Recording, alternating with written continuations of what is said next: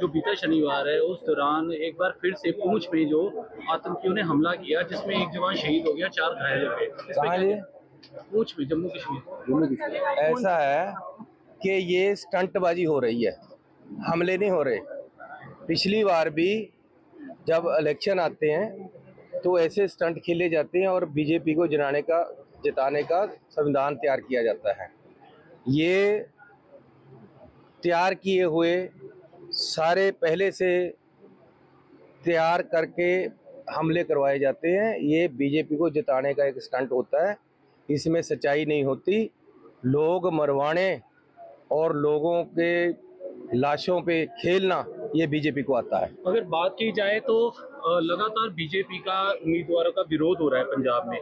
कल भी विरोध हुआ था। इस दौरान पुलिस के साथ धक्का मुक्की में एक किसान जो 60 वर्षीय था उसकी मृत्यु हो गई, तो उसको लेके कैसे देखते? ऐसा है कि बीजेपी किसानों को दबाकर किसानी खत्म करके देश सूबे की और देश की पंजाब को दबाना चाहती है और पंजाब को की अर्थव्यवस्था को तहस नहस करना चाहती है। उनको पता है कि अगर हम किसान को ख़त्म कर देंगे, किसानी को ख़त्म करेंगे तो पंजाब डूब जाएगा। वो एक्चुअली पंजाब को डुबाना चाहते हैं, इसलिए उनका विरोध हो रहा है।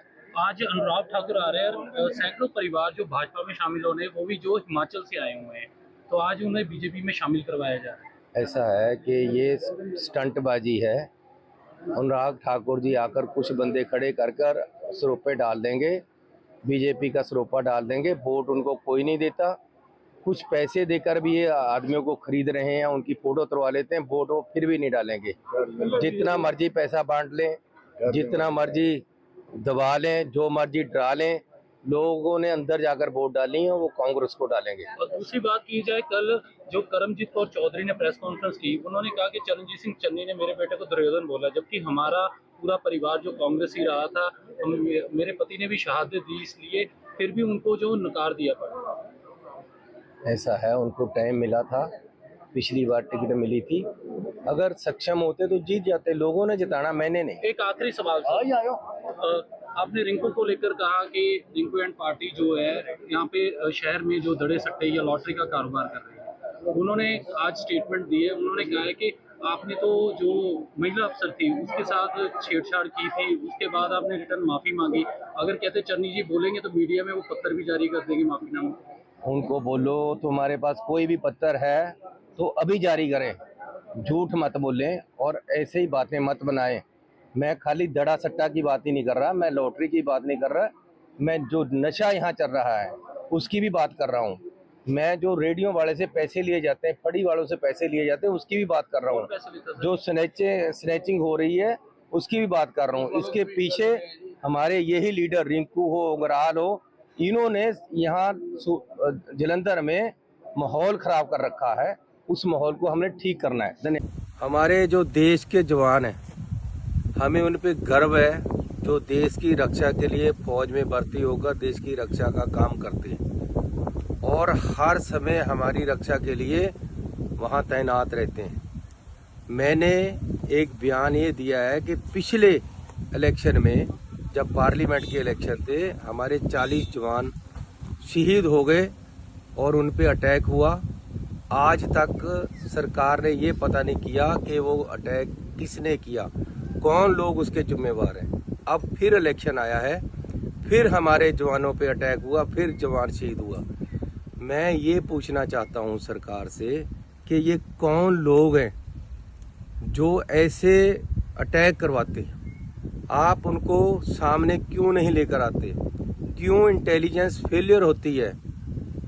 आपके जो गवर्नर गए थे सत्यपाल मलिक, उन्होंने पहले आगाह कर दिया था कि ऐसे अटैक फिर हो सकते, ये राजनीतिक है।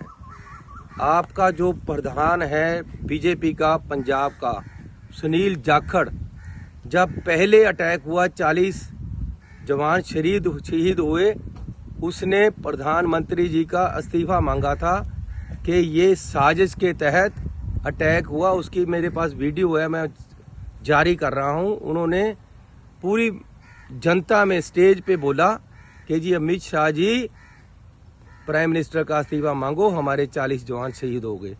आज फिर जवान शहीद हो गए हैं। मैं जाखड़ जी से पूछना चाहता हूं, आज आपका स्टैंड क्या है? मैं ये कह रहा हूं बीजेपी से कि तू इधर उधर की बात मत कर, बता के काफिला लुटा क्यों? मुझे राह जनों से गरज नहीं, तेरी रहबरी का सवाल है।